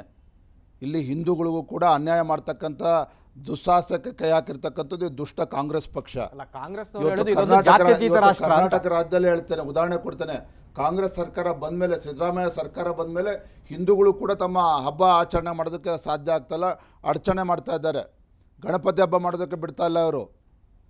ಇದೇನಾಗ ಕಾಂಗ್ರೆಸ್ ಪಕ್ಷರು ಮಾಡಿರ್ತಕ್ಕಂಥದ್ದು. ಕಳೆದ 50-60 ವರ್ಷಗಳಲ್ಲಿ ಈ ರೀತಿ ಇದೇ ನಡವಳಿಕೆ ಅಂದರೆ ಇವತ್ತು ಜನ ಬೇಸತ್ತಿರ್ತಕ್ಕಂಥದ್ದು. ಹಿಂದುತ್ವದ ಬಗ್ಗೆ ಮಾತನಾಡ್ತಕ್ಕಂಥದ್ದು ಭಾರತೀಯ ಜನತಾ ಪಾರ್ಟಿ ಅಷ್ಟೇ ಅಲ್ಲ, ಈ ದೇಶದ ಪ್ರತಿಯೊಬ್ಬ ಸ್ವಾಭಿಮಾನಿ ಭಾರತೀಯ ರಕ್ತದ ಕಣಕಣದಲ್ಲೂ ಕೂಡ ಹಿಂದುತ್ವ ಅಡಗಿದೆ. ಹಾಗಾಗಿ ಹಿಂದುತ್ವ ಅಂತಕ್ಕಂಥದ್ದು ಎಲ್ಲರನ್ನೂ ಕೂಡ ಒಗ್ಗೂಡಿಸ್ಕೊಂಡು ಹೋಗ್ತಕ್ಕಂಥದ್ದು. ಅದು ಈ ರೀತಿ ಈ ಕಾಂಗ್ರೆಸ್ನವರ ಹೇಳಿಕೆಗಳು, ಹಿಂದುತ್ವ ವಿಚಾರದಲ್ಲಿರೋ ಒಂದು ಏನು ನಿಲುವನ್ನು ತಾಳಿದ್ದಾರೆ, ಇವೆಲ್ಲವೂ ಕೂಡ ಜನ ಗಮನಿಸ್ತಾ ಇದ್ದಾರೆ. ಭಾರತೀಯ ಜನತಾ ಪಾರ್ಟಿ ಹಿಂದುತ್ವದ ಯಾವುದೂ ಕೂಡ ಹೊಸದೇನಲ್ಲ. ಜನಸಂಘ ಕಾಲದಿಂದಲೂ ಕೂಡ ಯಾವತ್ತು ಭಾರತೀಯ ಜನತಾ ಪಾರ್ಟಿ ಉದಯ ಆಯಿತೋ ಅವತ್ತೂ ಕೂಡ ಇವತ್ತಿನವರೆಗೂ ಕೂಡ ಮುಂದೂ ಕೂಡ ಇರ್ತದೆ ಹಿಂದುತ್ವ ಅಂತಕ್ಕಂಥದ್ದು. ಸರ್, ಈಗ ಕರ್ನಾಟಕದ ಅಖಾಡ ನೋಡೋಣ ಸರ್. ಈಗ ಕರ್ನಾಟಕದ ರಾಜಕೀಯ ಕುಸ್ತಿ ಅಖಾಡ ಹೇಗಿದೆ ಸರ್? ಈಗ 28 ಲೋಕಸಭಾ ಕ್ಷೇತ್ರ ಇದೆ. ನಾವು ಭಾಳ ನಿರೀಕ್ಷೆ ಮಾಡಿದ್ವಿ. ರಾಜ್ಯದಲ್ಲಿ ಕಾಂಗ್ರೆಸ್ ಸರ್ಕಾರ ಸ್ಪಷ್ಟ ಬಹುಮತದಿಂದ ಅಧಿಕಾರದಲ್ಲಿದೆ. ಒಬ್ಬ ಅನುಭವಿ ಮುಖ್ಯಮಂತ್ರಿ ರಾಜ್ಯದಲ್ಲಿದ್ದಾರೆ. 14 ಬಜೆಟನ್ನು ಮಂಡನೆ ಮಾಡಿರ್ತಕ್ಕಂಥ ಒಬ್ಬ ಅನುಭವಿ ಮುಖ್ಯಮಂತ್ರಿ ಇದ್ದಾರೆ. ಅನುಭವ ಇರ್ತಕ್ಕಂಥ ಮಂತ್ರಿಮಂಡಲ ಇದೆ. ಹಾಗಾಗಿ ನಮ್ಮ ಲೋಕಸಭಾ ಚುನಾವಣೆ ಸ್ವಲ್ಪ ಜಾಸ್ತಿನೇ ಕಸರತ್ತು ಪಡಬೇಕಾಗತ್ತೆ ಅಂತೇಳಿ ನಾವು ಕೂಡ ಅಂದ್ಕೊಂಡಿದ್ವಿ. ಆದರೆ ನಾನು ಹೇಳ್ತೇನೆ ವಿನಾಯಕ್, ಪ್ರಾಮಾಣಿಕವಾಗಿ ರಾಜ್ಯದ ಅಧ್ಯಕ್ಷ ಆದಮೇಲೆ ರಾಜ್ಯಾದ್ಯಂತ ಪ್ರವಾಸ ಮಾಡ್ತಾಯಿದ್ದೇನೆ. ದಿನೇ ದಿನೇ ಇವತ್ತು ವಾತಾವರಣ ಭಾರತೀಯ ಜನತಾ ಪಾರ್ಟಿ ಮತ್ತು JDS ಪರವಾಗಿ ಪೂರಕವಾಗಿ ಹೋಗ್ತಾ ಇದೆ. ಹಾಗಾಗಿ ಕಾಂಗ್ರೆಸ್ ಪಕ್ಷ ನಿಜ ಚುನಾವಣೆ ಅಂದಮೇಲೆ ಸವಾಲಿದ್ದೇ ಇರ್ತದೆ. ಅದನ್ನು ಸವಾಲನ್ನು ನಮ್ಮ ಕಾರ್ಯಕರ್ತರು ಯಶಸ್ವಿಯಾಗಿ ನಿರ್ವಹಿಸ್ತಾರೆ, ಎದುರಿಸ್ತಾರೆ. ನಿಮ್ಮ ಕೆಲವು ನಾಯಕರುಗಳು ಕೆಲವು ಬಹಿರಂಗ ವೇದಿಕೆಯಲ್ಲಿ ಹೇಳ್ತಾ ಇದ್ರು, ಲಾಸ್ಟ್ ಎಲೆಕ್ಷನ್ನಲ್ಲಿ ಒಂದು ದೃಷ್ಟಿಬುಟ್ಟು ಇಟ್ಟಂಗೆ ಒಂದಿತ್ತವ್ರದ್ದು, ಈ ಸಲ ಅದು ಇರಲ್ಲ, ದೃಷ್ಟಿಬುಟ್ಟು ಇರಲ್ಲ ಅಂತ. ಇದು ಆ ಥರ ಏನಾದರೂ ಪರಿಸ್ಥಿತಿ ಇದೆಯಾ? ವಾತಾವರಣ ಹಂಗಿದೆ ರೀ. ಇಡೀ ರಾಜ್ಯದ ಎಲ್ಲ 28 ಕ್ಷೇತ್ರದಲ್ಲೂ ಕೂಡ BJP JDS ಗೆಲ್ಲುತ್ತೆ ಅಂತ ವಾತಾವರಣ ಇದೆ. ಇದು ಉತ್ಪ್ರೇಕ್ಷೆ ಖಂಡಿತ ಅಲ್ಲ. ನಾವು ಅಂದರೆ ನನ್ನ ಆದಿಯಾಗಿ ನನ್ನ ಪಕ್ಷದ ಎಲ್ಲ ಮುಖಂಡರು ಒಗ್ಗಟ್ಟಾಗಿ ಒಂದಾಗಿ ಹೋಗಬೇಕಾಗಿದೆ. ಆ ದಿಕ್ಕಲ್ಲಿ ನಾವು ಕೂಡ ಸಾಗ್ತಾ ಇದ್ದೇವೆ. ಕಾರ್ಯಕರ್ತರು ತಯಾರಿದ್ದಾರೆ, ಈಗಾಗಲೇ ಕೆಲಸ ದುಡಿತಾ ಇದ್ದಾರೆ ಹಗಲು ರಾತ್ರಿ. ಮತದಾರರು ಇವತ್ತು BJP JDS ಓಟ್ ಹಾಕೋದಕ್ಕೆ ತುದಿಗಾಲಲ್ಲಿ ನಿಂತಿದ್ದಾರೆ. ಅದನ್ನು ಸದುಪಯೋಗ ಪಡಿಸ್ಕೊಳ್ಬೇಕಾಗಿರ್ತಕ್ಕಂಥ ಕರ್ತವ್ಯ ನಮ್ಮೆಲ್ಲರ ಮೇಲಿದೆ. ಅದನ್ನು ನಾವು ಇವತ್ತು ಮಾಡಬೇಕಾಗಿದೆ, ಯಶಸ್ವಿನೂ ಕೂಡ ಆಗ್ತೇವೆ ನಾವು. Sir, Siddaramaiah D K Shivakumar ಏನು ಹೇಳ್ತಾರೆ, ಕರ್ನಾಟಕ ವಿಧಾನಸಭೆ ಎಲೆಕ್ಷನ್ ಟೈಮಲ್ಲೂ ಹಿಂಗೆ ಹೇಳ್ತಾ ಇದ್ರು ಬಿ ಜೆ ಪಿಯವರು. ಏನಾಯಿತು, ನಾನು ಡಿ ಕೆ ಶಿವಕುಮಾರ್ ಸರ್ಕಾರ ತಂದಿಲ್ವೇ, 136 ಜನರನ್ನು ತಂದಿದ್ದೀವಿ, ಅವರಲ್ಲಿರೋದು 66 ಜನ ಅಷ್ಟೇ, ನಿಮ್ಗಿಂತ ಡಬಲ್ ಸೈನಿಕರಿದ್ದಾರಲ್ಲ ಈಗ. ತುಂಬ ಸಂತೋಷ. ಇದೇ ಅಮಲಿನಲ್ಲಿ ಕಾಂಗ್ರೆಸ್ ಪಕ್ಷ, ಕಾಂಗ್ರೆಸ್ ಸರ್ಕಾರ ಇರಬೇಕು ಅನ್ನೋದು ನಮ್ಮ ಅಪೇಕ್ಷೆ. ಇವ್ರು ನಿಜವಾಗ್ಲೂ ಕೂಡ ವಾತಾವರಣ ಕಾಂಗ್ರೆಸ್ಸಿಗೆ ಪೂರ್ವಕ ಕರ್ನಾಟಕ ರಾಜ್ಯದಲ್ಲಿ ಇದ್ದಿದ್ದೇ ಆದರೆ, ಮೊನ್ನೆ ದಿನ ಮುಖ್ಯಮಂತ್ರಿಗಳು ಏನು ಹೇಳಿದ್ರು ಮೈಸೂರಿನಲ್ಲಿ ಹೇಳಿಕೆ, ಮೈಸೂರು ಚಾಮರಾಜನಗರ ಲೋಕಸಭಾ ಕ್ಷೇತ್ರ ನಾವು ಗೆಲ್ಲೇಬೇಕು, ಕಾಂಗ್ರೆಸ್ ಪಕ್ಷ ಇಲ್ಲ ನನ್ನ ಅಸ್ತಿತ್ವದ ಪ್ರಶ್ನೆ. ಯಾಕೆ ನಿಮ್ಗೆ ಗ್ಯಾರಂಟಿ ಬಗ್ಗೆ ವಿಶ್ವಾಸ ಹೊಟ್ಟೋಯ್ತಾಗಾರೆ ಮುಖ್ಯಮಂತ್ರಿಗಳಾಗಾದ್ರೆ? ನಾನು ಇರಬೇಕೋ ಬೇಡವಾ ಅಂತ ಕೇಳಿದ್ದಾರೆ. ಇಷ್ಟೊಂದು ಅವಿಶ್ವಾಸ ಯಾಕೆ ಬರ್ತಾ ಇದೆ? ಅದಕ್ಕೆ ಕಾರಣಗಳು ಸಾಕಷ್ಟಿದೆ. ಸರ್ಕಾರ ಸ್ಪಷ್ಟ ಬಹುಮತ, ಒಬ್ಬ ಅನುಭವಿ ಮುಖ್ಯಮಂತ್ರಿ ಏನು ಅಭಿವೃದ್ಧಿ ಮಾಡಿದ್ದಾರೆ ಕಳೆದ 9 ತಿಂಗಳಲ್ಲಿ, ಒಂದು ಯೋಜನೆ ಬಗ್ಗೆ ಮುಖ್ಯಮಂತ್ರಿಗಳು ಮಾತಾಡಲಿ, ದಿನೇ ಪ್ರಧಾನಮಂತ್ರಿಗಳ ಮೇಲೆ ಸವಾಲಾಗ್ತಾರೆ. ನೀವು ದುಡ್ಡೇ ಕೊಡ್ತಾ ಇಲ್ವಂತಲ್ಲ ಅವ್ರಿಗೆ, ಅವ್ರ ಪಾಲಿನ ಹಕ್ಕನ್ನೇ ಕೊಡ್ತಾ ಇಲ್ವಂತಲ್ಲ. ಒಬ್ಬರು ಬಿಜೆಪಿ ನಾಯಕರುಗಳು ಹೋಗಿ ಮೋದಿ ಅವ್ರ ಹತ್ರ ಮಾತಾಡ್ತಾ ಇಲ್ವಂತಲ್ಲ. ಇಡೀ ದೇಶದಲ್ಲಿ ಯಾವುದೇ ಮುಖ್ಯಮಂತ್ರಿಗಳು ಈ ರೀತಿ ಆರೋಪ ಮಾಡ್ತಾ ಇಲ್ಲ. ತೆರಿಗೆ ನಮ್ಮ ಹಕ್ಕು ಅಂತ ಹೇಳ್ತಾ ಇದ್ದಾರೆ ಅವರು. ಇವರ ತೆರಿಗೆ ನಮ್ಮ ಹಕ್ಕದು ನಾವು ಒಪ್ಕೊಳ್ತೇವೆ. ಆದರೆ ಈ ಪುಣ್ಯಾತ್ಮರು ಕಾಂಗ್ರೆಸ್ ಸರ್ಕಾರ ಎಲ್ಲ ಯಾವುದೇ ಅಭಿವೃದ್ಧಿ ಮಾಡ್ದೇನೆ ಇವ್ರು ಏನೇನೋ ಪೊಳ್ಳು ಭರವಸೆಗಳನ್ನು ಕೊಟ್ಟಿದ್ದಾರೆ. ಭರವಸೆ ಈಡೇರಿಸೋದಕ್ಕೆ ಒಂದು ನೋಡಿ, ಮೊನ್ನೆ ಸಾಲದ ಕೂಪಕ್ಕೆ ಒಂದು ರಾಜ್ಯವನ್ನು ತಳ್ತಾ ಇದ್ದಾರೆ. ಇವತ್ತು ನಾವು ಲೋಕಸಭಾ ಚುನಾವಣೆ ಮುಗಿಲಿ ಆಮೇಲೆ ಮಾತನಾಡ್ತಾ, ಈಗ ಇಲ್ಲಾಂದರೆ ಗ್ಯಾರಂಟಿ ಕಂಡ್ರಿಗೆ ಆಗೋದಿಲ್ಲ ಅಂತೇಳಿ ಮಾತನಾಡ್ತಾರೆ ಇವರು. ಕಾಂಗ್ರೆಸ್ ಅವ್ರು ಬೊಬ್ಬೆ ಹೊಡಿತಾರೆ. ಆದರೆ ನಾನು ಹೇಳ್ತಾನೆ, ಇವತ್ತು ಶೂನ್ಯ ಅಭಿವೃದ್ಧಿ ಇವತ್ತು ಕರ್ನಾಟಕ ರಾಜ್ಯದಲ್ಲಿ. ಸರ್ಕಾರ ಅಂದ್ಬಿಟ್ರೆ ಬರೀ ಗ್ಯಾರಂಟಿ ಮಾಡ್ತಾಯಿದ್ರೆ ರಾಜ್ಯದ ಜನದ ಪರಿಸ್ಥಿತಿನೇ ಆಗಬೇಕು. ಅಭಿವೃದ್ಧಿ ರಸ್ತೆಗಳಾಗಬೇಕು, ಶಾಲೆಗಳಾಗಬೇಕು, ಮೂಲಭೂತ ಸೌಕರ್ಯಗಳು ಯಾರು ಕೊಡ್ತಾರೆ ದುಡ್ಡು? ಹಾಗಾದರೆ ಇದಕ್ಕೆ ಕೇಂದ್ರ ಸರ್ಕಾರ, ನಮ್ಮ ಸರ್ಕಾರ, ಕೇಂದ್ರ ಸರ್ಕಾರ ಏನು ಮಾಡಬೇಕು ಅದು ಮಾಡ್ತಾ ಇದೆ. ಕಳೆದ 10 ವರ್ಷದಲ್ಲಿ 2,85,000 ಕೋಟಿ ಅನುದಾನವನ್ನು ರಾಜ್ಯಕ್ಕೆ ಕೊಟ್ಟಿದ್ದಾರೆ. Everything is on record. ಮುಖ್ಯಮಂತ್ರಿಗಳು ಬೊಬ್ಬೆ ಹೊಡಿತಾರೆ, ನಮಗೆ ರಾಜ್ಯ ಕೇಂದ್ರದ ಅನ್ಯಾಯ ಮಾಡ್ತಾ ಇದ್ದಾರೆ. ಇಷ್ಟೊಂದಾಯ್ತು, ಕುಡಿಲಿಕ್ಕೆ ನೀರಿಲ್ಲ, ಆದ್ರೂ ಸರ್ಕಾರದವ್ರು ಏನು ಹೇಳಿಲ್ಲ. ಅಮಿತ್ ಶಾ ಅವರೇ ಖಾಲಿ ಕೈಯಲ್ಲಿ ಬರಬೇಡಿ, ನರೇಂದ್ರ ಮೋದಿ ಅವರೇ ಖಾಲಿ ಕೈಯಲ್ಲಿ ಬರಬೇಡಿ, ಏನಾದರೂ ತಗೊಂಡು ಬನ್ನಿ ನಮ್ಮ ಸರ್ಕಾರಕ್ಕೆ, ನಮ್ಮ ರಾಜ್ಯದ ಜನರಿಗೆ, ಸುಮ್ಮನೆ ಮತ ಕೇಳಕ್ ಬರಬೇಡಿ. ರಾಜ್ಯದ ಜನರ ಮುಂದೆ ಉದಾಹರಣೆಗಳಿದೆ. ಇದೇ ಯಡಿಯೂರಪ್ಪನವರು ಬಿಜೆಪಿ ಸರ್ಕಾರ ಇದ್ದಾಗ ನೆರೆ ಆದಂಥ ಸಂದರ್ಭದಲ್ಲಿ ಒಂದು ಕ್ಷಣ ತಡ ಮಾಡ್ದೇ ಕೇಂದ್ರದ NDRF ಫಂಡಿಂದ 1 ಲಕ್ಷ ರೂಪಾಯಿ ಅನುದಾನ ಕೊಡ್ತಾ ಇದ್ರೆ, ಯಡಿಯೂರಪ್ಪನವ್ರು ಮುಖ್ಯಮಂತ್ರಿಗೆ 5 ಲಕ್ಷ ರೂಪಾಯಿ ಕೊಟ್ಟರು ಮನೆ ಕಳ್ಕೊಂಡಂಥವ್ರಿಗೆ. ಕೇಂದ್ರ ಸರ್ಕಾರದ ಮೇಲೆ ಒತ್ತಡ ಆಗ್ತಕ್ಕಂಥ ಕೆಲಸ ಮಾಡಲಿಲ್ಲ. ಎರಡನೇದಾಗಿ ಬರದ ವಿಚಾರದಲ್ಲಿ ಹೇಳ್ತಾನೆ, ದೇಶದಲ್ಲಿ 9 ರಾಜ್ಯಗಳಲ್ಲಿತ್ತು ಬರ ಇದೆ. ಯಾವುದೊಬ್ಬ ಮುಖ್ಯಮಂತ್ರಿ ದೆಹಲಿಗೆ ಹೋಗಿ ನಮ್ಮ ಸಿದ್ದರಾಮಯ್ಯನವ್ರ ಥರ ನನ್ನ ತೆರಿಗೆ ನನ್ನ ಹಕ್ಕು ಅಂತೇಳಿ ನಾಟಕ ಮಾಡಲಿಲ್ಲ. ತನ್ನ ಖಜಾನೆಯಿಂದ ಆ ರಾಜ್ಯದ ರೈತರು ಸಂಕಷ್ಟದಲ್ಲಿದ್ದಾರೆ, ಅವ್ರಿಗೆ ಪರಿಹಾರವನ್ನು ಕೊಡ್ತಕ್ಕಂಥ ಕೆಲಸ ಮಾಡ್ತಾ ಇದ್ದಾರೆ. ಆದರೆ ನಮ್ಮ ರಾಜ್ಯದ ಮುಖ್ಯಮಂತ್ರಿ, ಅನುಭವಿ ಮುಖ್ಯಮಂತ್ರಿ, ಇವತ್ತು ಕೇವಲ ಕೇಂದ್ರ ಸರ್ಕಾರದ ಮೇಲೆ ಆರೋಪವನ್ನು ಮಾಡ್ತಿದ್ದಾರೆ ಹೊರತು ಸಂಕಷ್ಟದಲ್ಲಿರ್ತಕ್ಕಂಥ ರೈತರಿಗೆ ಸ್ಪಂದನೆ ಮಾಡ್ತಕ್ಕಂಥ ಕಿಂಚಿತ್ತೂ ಕೂಡ ಕಾಳಜಿ ಇಲ್ದಿರ್ತಕ್ಕಂಥ ಮುಖ್ಯಮಂತ್ರಿ. ಇವ್ರಿಗೆ ತಕ್ಕ ಪಾಠ ನಾವಲ್ಲ, ರಾಜ್ಯದ ಮತದಾರರು ಕೊಡ್ತಾರೆ ಲೋಕಸಭಾ ಚುನಾವಣೆಯಲ್ಲಿ. ಅಂದರೆ ಕರ್ನಾಟಕದ ವಿಚಾರವಾಗಿ ಸಿದ್ದರಾಮಯ್ಯನವ್ರು ಮೊಸಳೆ ಕಣ್ಣೀರು ಹಾಕ್ತಾ ಇದ್ದಾರಂತನಾ ನಿಮ್ಮ ಪ್ರಕಾರ? ಮೊಸಳೆ ಕಣ್ಣೀರಲ್ರಿ, ಜನರ ಕಿವಿಗೆ ಹೂ ಮುಡಿಸ್ತಕ್ಕಂಥ ಕೆಲಸ ಮಾಡಿದ್ದಾರೆ. ವಿಧಾನಸಭೆ ಚುನಾವಣೆಯಲ್ಲಿ ಯಶಸ್ವಿಯಾಗಿದ್ದಾರೆ, ಅದನ್ನು ಮಾಡೋಕ್ಕೆ ಹೊರಟಿದ್ದಾರೆ. ಜನ ಒಂದು ಬಾರಿ ಮೋಸ ಹೋಗ್ಬೋದು, ಪದೇ ಮೋಸ ಹೋಗೋದಕ್ಕೆ ಸಾಧ್ಯ ಇಲ್ಲ. ಸರ್, ಕರ್ನಾಟಕದಲ್ಲಿ ಮೋದಿ ಗ್ಯಾರಂಟಿನ ಸಿದ್ದರಾಮಯ್ಯ ಗ್ಯಾರಂಟಿನ? ಕರ್ನಾಟಕ ರಾಜ್ಯದಲ್ಲಿ ಈಗಾಗಲೇ ಮತದಾರರು ತೀರ್ಮಾನ ಮಾಡಿದ್ದಾರೆ. ದೇಶದ ಭವಿಷ್ಯವನ್ನು ನೋಡ್ತಾ ಇದ್ದಾರೆ, ದೇಶದ ಅಭಿವೃದ್ಧಿ ಬಗ್ಗೆ ನೋಡ್ತಾ ಇದ್ದಾರೆ, ದೇಶದ ಸುರಕ್ಷತೆ ಬಗ್ಗೆ ನೋಡ್ತಾ ಇದ್ದಾರೆ. ಈ ವಿಚಾರವಾಗಿ ಮೋದಿಯವರು ಬಿಟ್ಟರೆ ಯಾರೂ ಕೂಡ ಸರಿಸಾಟಿ ಆಗೋದಕ್ಕೆ ಸಾಧ್ಯ ಇಲ್ಲ. ನೀವು ನರೇಂದ್ರ ಮೋದಿಜಿಯವರು ಈ ದೇಶದ 140 ಕೋಟಿ ಜನರ ಒಂದು ಬದುಕನ್ನು ಕಟ್ತಕ್ಕಂಥ ಕೆಲಸ ಮಾಡ್ತಾ ಇದ್ದಾರೆ. ನಿಮ್ಮ ರೀತಿ ಉಡಾಫೆಯಾಗಿ ಜನರಿಗೆ ಸಿದ್ದರಾಮಯ್ಯನವ್ರ ಥರ ಕಿವಿ ಮುಡಿಸ್ತಕ್ಕಂಥ ಕೆಲಸ ಮಾಡ್ತಾ ಇಲ್ಲ. ಹಾಗಾಗಿ ಯಾವುದೇ ಕಾರಣಕ್ಕೂ ನಾನು ಕೈ ಮುಗಿದು ಪ್ರಾರ್ಥನೆ ಮಾಡ್ತೇನೆ, ಅವರನ್ನು ಕಂಪೇರು ಕೂಡ ಮಾಡೋದಕ್ಕೆ ಹೋಗಬೇಡಿ. ಕಾಂಗ್ರೆಸ್ನವ್ರು ಎಲ್ಲಿವರೆಗೆ ಆರೋಪ ಮಾಡ್ತಾರೆ ಅಂದರೆ, ಆ ಗ್ಯಾರಂಟಿ ಅಂತ ಶಬ್ದನೂ ಕಾಂಗ್ರೆಸ್ಸಿಂದ BJP ಅವರು ಕಾಪಿ ಹೊಡೆದಿದ್ದಾರೆ ಮೋದಿಯವರು ಅಂತ. ಏನಾರು ಅಪ್ಪನ ಮನೆ ಆಸ್ತಿನೇ ಇದು ಕಾಂಗ್ರೆಸ್ ಪಕ್ಷದ್ದು.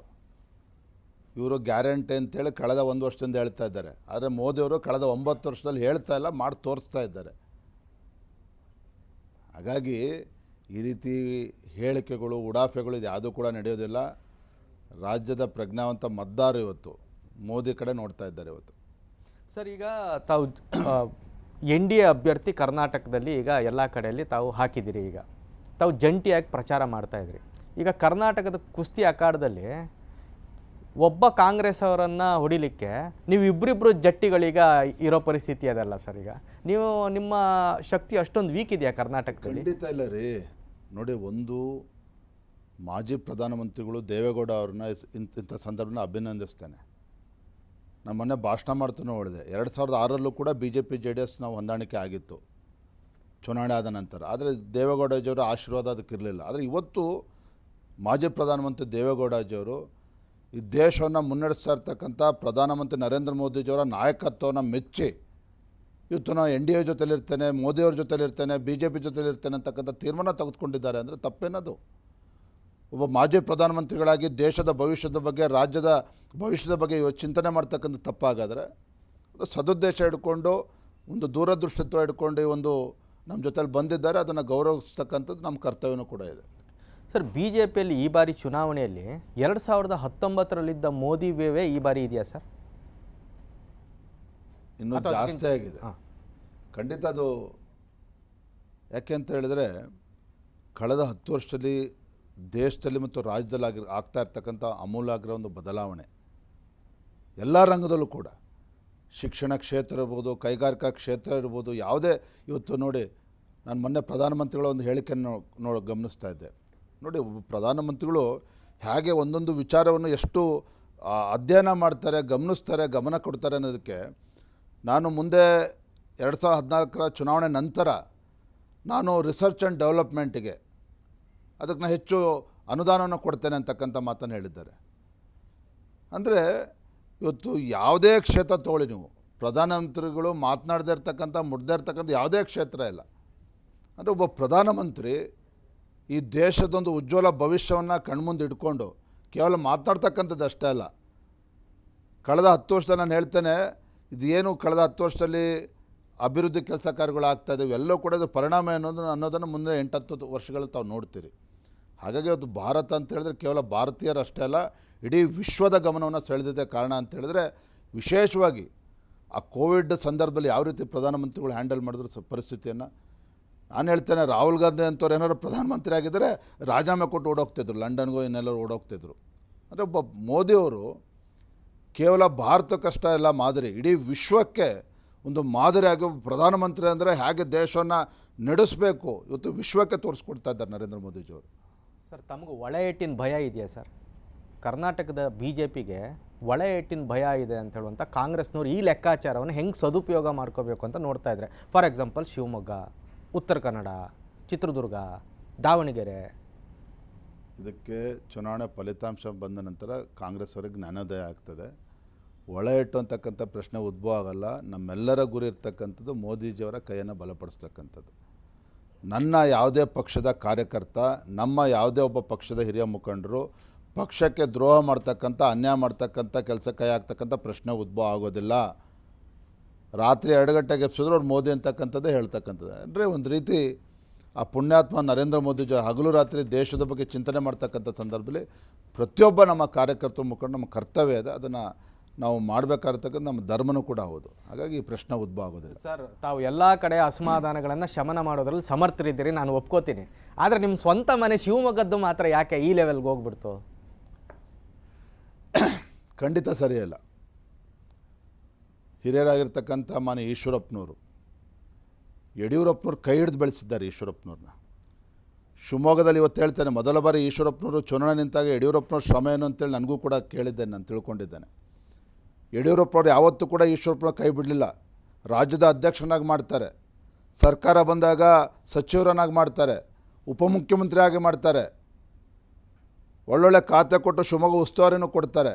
ಆದರೆ ನಾನು ಹೇಳಕ್ಕೆ ಕೊಟ್ಟಿರ್ತಕ್ಕಂಥದ್ದು ಮಾನ್ಯ ಈಶ್ವರಪ್ಪನ ಈಗಲೂ ಕೂಡ ತಮ್ಮ ಮೂಲಕ ನಾನು ಕೈ ಜೋಡಿಸಿ ನಾನು ವಿನಂತಿಯನ್ನು ಮಾಡ್ತಕ್ಕಂಥದ್ದು, ಪ್ರಾರ್ಥನೆ ಮಾಡ್ತಕ್ಕಂಥದ್ದು, ನಾಡಿನ ಲಕ್ಷಾಂತರ ಕಾರ್ಯಕರ್ತರು ರಾತ್ರಿ ಹಗಲು ಹೊತ್ತು ತಮ್ಮ ಶ್ರಮವನ್ನು ಹಾಕಿ ಬೆವರು ಸುರಿಸಿ ಹೊತ್ತು ಪಕ್ಷವನ್ನು ಕಟ್ಟಿದ್ದಾರೆ. ನಿಮ್ಮ ಶ್ರಮನೂ ಕೂಡ ಇದೆ.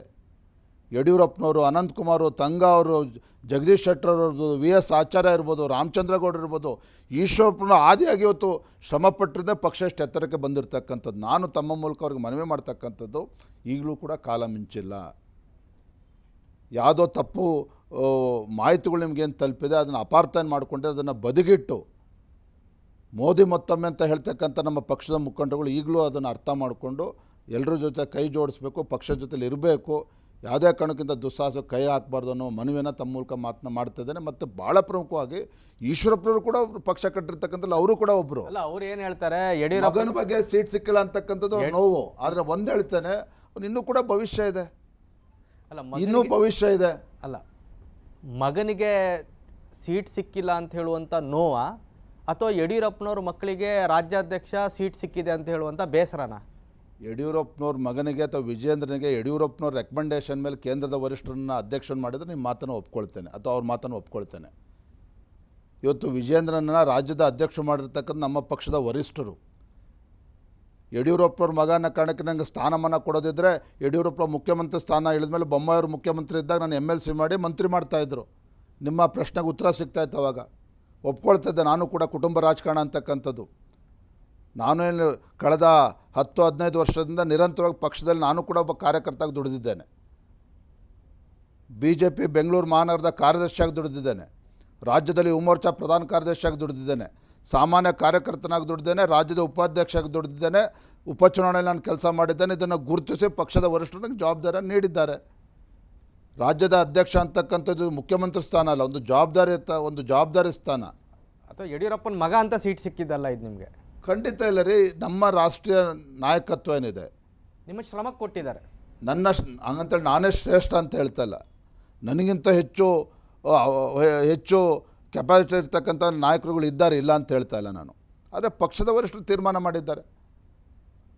ಪಕ್ಷದ ವರಿಷ್ಠರು ತೀರ್ಮಾನ ಮಾಡಿರ್ತಕ್ಕಂಥ ಸಂದರ್ಭದಲ್ಲಿ ಅದನ್ನು ಒಪ್ಕೊಳ್ಬೇಕಾಗಿರ್ತಕ್ಕಂಥ ಪ್ರತಿಯೊಬ್ಬರ ಕರ್ತವ್ಯನೂ ಕೂಡ ಇದೆ. ಇತ್ತು ರಾಜ್ಯದ ಅಧ್ಯಕ್ಷಾಗಿ ನಾವು ಒಂದಿನ ಮನೇಲಿ ಕೂತಿಲ್ಲ. ಕಳೆದ 4 ತಿಂಗಳಲ್ಲಿ 15,000 ಕಿಲೋಮೀಟರಷ್ಟನ್ನು ರಾಜ್ಯಾದ್ಯಂತ ಪ್ರವಾಸ ಮಾಡಿದ್ದೇನೆ. ಕಾರ್ಯಕರ್ತರಲ್ಲಿ ಉತ್ಸಾಹ ತುಂಬತಕ್ಕಂಥ ಕೆಲಸ ಮಾಡಿದ್ದೇನೆ. ಯಡಿಯೂರಪ್ಪನವ್ರ ಮಗ ಅಂತೇಳಿ ಮನೇಲಿ ಕೂತಿಲ್ಲ ನಾನು. ನನ್ನ ಪ್ರಧಾನಮಂತ್ರಿ ನರೇಂದ್ರ ಮೋದಿಜಿಯಷ್ಟು ಹೊಣೆಗಾರಿಕೆ ನನಗೆ ಕೊಟ್ಟಂಥ ಸಂದರ್ಭದಲ್ಲಿ ಆ ಜವಾಬ್ದಾರಿನ ಅರ್ಥಕೊಂಡು ಯಾವ ರೀತಿ ಕೆಲಸ ಮಾಡಬೇಕಾಗಿರ್ತ ಕರ್ತವ್ಯ ನನ್ನ ಮೇಲಿದೆ, ಅದನ್ನು ಮಾಡ್ತಾ ಇದ್ದೇನೆ.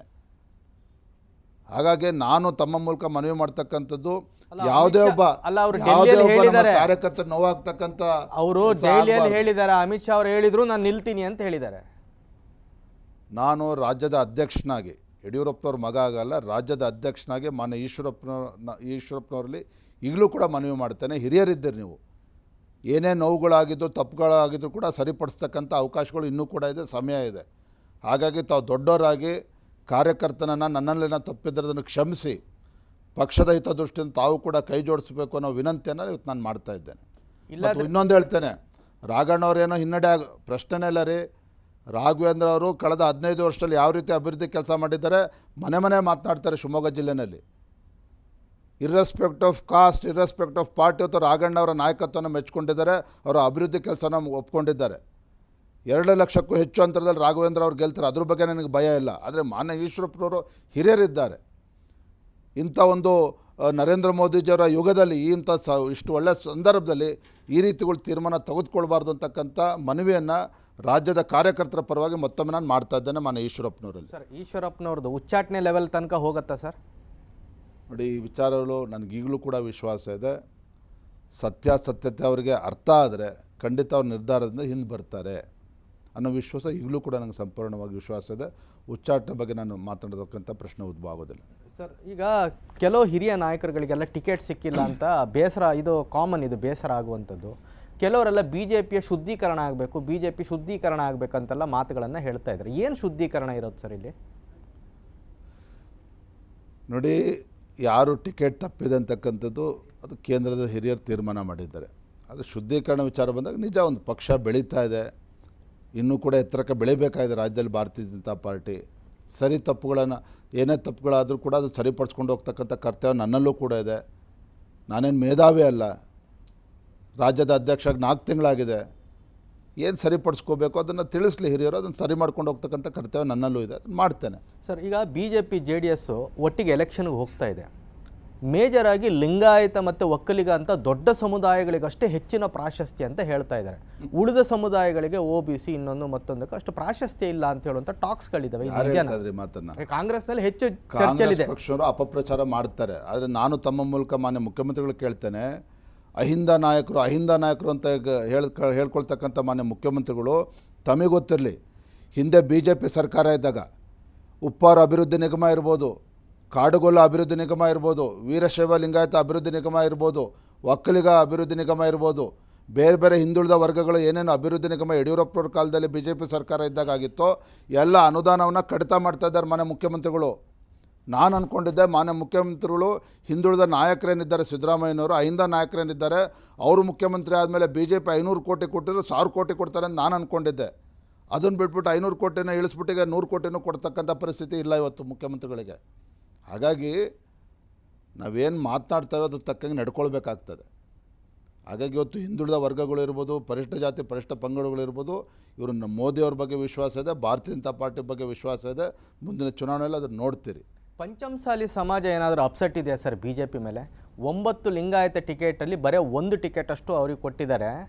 ಅದೇ ಕಾಂಗ್ರೆಸ್ನಲ್ಲಿ 5 ಟಿಕೆಟ್ ಬದಲಿಗೆ 2 ಟಿಕೆಟನ್ನು ಪಂಚಮಸಾಲಿ ಅವರಿಗೆ ಕೊಟ್ಟಿದ್ದಾರೆ ಅಂತ ಈ ಥರದೊಂದು ಆರೋಪಗಳಿದ್ದಾವೆ. ನೋಡಿ, ಅಲ್ಲ ಎಲ್ಲರನ್ನು ಸಮಾಧಾನ ಮಾಡ್ಲಿಕ್ಕೆ ಆಗೋದಿಲ್ಲ, ಆ ಪ್ರಶ್ನೆ ಬೇರೆ. ರಾಜಕಾರಣದಲ್ಲಿ ಜಾತಿ ಅಂತಕ್ಕಂಥದ್ದು ಅದರಲ್ಲೂ ಕೂಡ ಕರ್ನಾಟಕ ರಾಜ್ಯದಲ್ಲಿ ಭಾಳ ಪ್ರಮುಖನ ಕೇಳ್ತೇವೆ, ಒಪ್ತೇನೆ.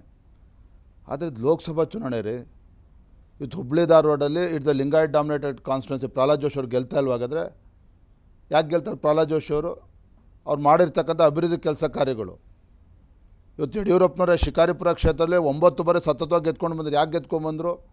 ಇವತ್ತು ಪರಿಶಿಷ್ಟ ಜಾತಿ ಪರಿಶಿಷ್ಟ ಎಲ್ಲರೂ ಕೂಡ ಆಶೀರ್ವಾದ ಮಾಡ್ತಾಯಿದ್ರು ಯಡಿಯೂರಪ್ಪನವ್ರ. ಕಾರಣ ಏನು ನೋಡಿ, ರಾಜಕಾರಣದಲ್ಲಿ ಜಾತಿ ಅಂತಕ್ಕಂಥದ್ದು ಮುಖ್ಯ, ಒಪ್ಕೊಳ್ತೇನೆ. ಆದರೆ ಈ ರೀತಿ ಬಹಿರಂಗವಾಗಿ ಜಾತಿಗಳ ಬಗ್ಗೆ ಮಾತಾಡ್ತಕ್ಕಂಥದ್ದು ದೇಶದ ಚುನಾವಣೆ. ಇದು ಗ್ರಾಮ ಪಂಚಾಯತಿ ಜಿಲ್ಲಾ ಪಂಚಾಯತ್ ಚುನಾವಣೆಯಲ್ಲಿ ಮಾತಾಡೋದು ಒಪ್ಕೊಳ್ತೇನೆ.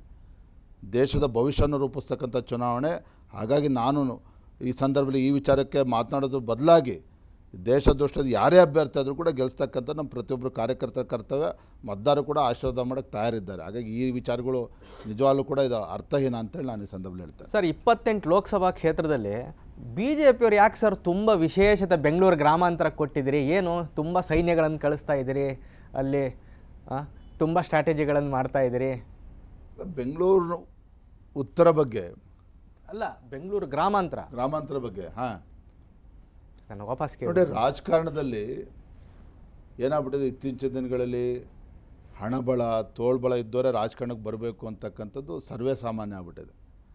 ಆದರೆ ನರೇಂದ್ರ ಮೋದಿಜಿಯವರು ಒಂದು ದೂರದೃಷ್ಟಿತ್ವ ಇಟ್ಕೊಂಡು ಹೋಗ್ತಾ ಇರ್ತಕ್ಕಂಥ ಮಹಾನ್ ನಾಯಕನಿದ್ದಾರೆ. ಬದಲಾವಣೆಯನ್ನು ಅವರು ಕೂಡ ಬಯಸ್ತಾ ಇದ್ದಾರೆ.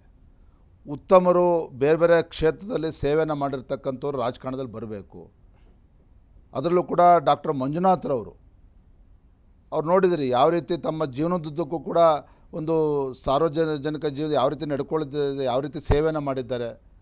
ಖ್ಯಾತ ವೈದ್ಯರಾಗಿ, ಹೃದಯ ತಜ್ಞರಾಗಿ ಯಾವ ರೀತಿ ಸಾವಿರಾರು ಲಕ್ಷಾಂತರಗಳಿಗೆ ಬಡವರಿಗೆ ನ್ಯಾಯವನ್ನು ಕೊಟ್ಟಿದ್ದಾರೆ, ಜೀವ ಉಳಿಸ್ತಕ್ಕಂಥ ಕೆಲಸ ಮಾಡಿದ್ದಾರೆ. ಅಂಥ ಒಬ್ಬ ಉತ್ತಮ ವ್ಯಕ್ತಿ ಇವತ್ತು ಭಾರತೀಯ ಜನತಾ ಪಾರ್ಟಿ ಅಭ್ಯರ್ಥಿ ಆಗಿದ್ದಾರೆ ಅಂದರೆ ಪ್ರತಿಯೊಬ್ಬರು ಕೂಡ ಹೆಮ್ಮೆ ಪಡ್ತಾ ಇದ್ದಾರೆ, ಪಕ್ಷಾತೀತವಾಗಿ ಹೆಮ್ಮೆ ಪಡ್ತಾ ಇದ್ದಾರೆ. ಹಾಗಾಗಿ ನಾನು ಒಂದು ಹೇಳ್ತೇನೆ ವಿನಾಯಕ್ ಅವರೇ, ಭಾರತೀಯ ಜನತಾ ಪಾರ್ಟಿ ಲೋಕಸಭಾ ಚುನಾವಣೆಯಲ್ಲಿ ನಮ್ಮ ಗುರಿ ಒಂದೇ, ಯಾರನ್ನೋ ಸೋಲಿಸ್ಬೇಕು ಅಂತೇಳಿ ನಾವು ಹೊರಟಿಲ್ಲ. ಯಾರನ್ನೋ ಸೋಲ್ಸೋಕ್ಕೋಸ್ಕರ ನಾವು ಚುನಾವಣೆಗೆ ಅಖಾಡದಲ್ಲಿ ಇಳಿದಿಲ್ಲ. ನಾವು ಗೆಲ್ಲಬೇಕು ಅಂತೇಳಿ ಹೊರಟಿದ್ದೆ. ನಾವು ಬೇರೆಯವ್ರನ್ನ ಸೋಲ್ಸೋದು ಬೇರೆ, ನಾವು ಗೆಲ್ಲಬೇಕು ಅಂತಕ್ಕಂಥ ಹೇಳ್ಕೊಂಡು ಮುಂದೆ ಹೋಗ್ತಕ್ಕಂಥ ಎಲ್ಲ ನಾಯಕರುಗಳು ಹೇಳ್ತಾ ಇದ್ದಾರೆ. ಈಗ ಯಡಿಯೂರಪ್ಪನವರು ಒಂದು ವೇದಿಕೆಯಲ್ಲಿ ಹೇಳಿದ್ದಾರೆ, ಕುಮಾರಸ್ವಾಮಿಯವರು ಒಂದು ವೇದಿಕೆಯಲ್ಲಿ ಹೇಳಿದ್ದಾರೆ, ಲೋಕಸಭಾ ಎಲೆಕ್ಷನ್ ಆದಮೇಲೆ ಕರ್ನಾಟಕದಲ್ಲಿ ಈ ಸರ್ಕಾರ ಕಾಂಗ್ರೆಸ್ ಸರ್ಕಾರ ಇರಲ್ಲ ಅಂತ. ಈ ಕಾಂಗ್ರೆಸ್ ಸರ್ಕಾರ ಇರಬಾರ್ದು ಅಂತಂದರೆ ಬೆಂಗಳೂರು ಗ್ರಾಮಾಂತರದಲ್ಲಿ ಡಿ ಕೆ ಸುರೇಶ್ ಸೋಲ್ಬೇಕು ಅಂತ ಈ ಕಾರಣಕ್ಕಾಗಿ ಅಮಿತ್ ಶಾ ಅವ್ರ ಮೊದಲನೇ ರೋಡ್ ಶೋ ಬೆಂಗಳೂರು ಗ್ರಾಮಾಂತರದಲ್ಲಿ ಮಾಡಿದ್ದು ಅಂತ ಈ ಥರದೊಂದು ವ್ಯಾಖ್ಯಾನ ಇದೆ. ಇದು ನಿಜನಾ?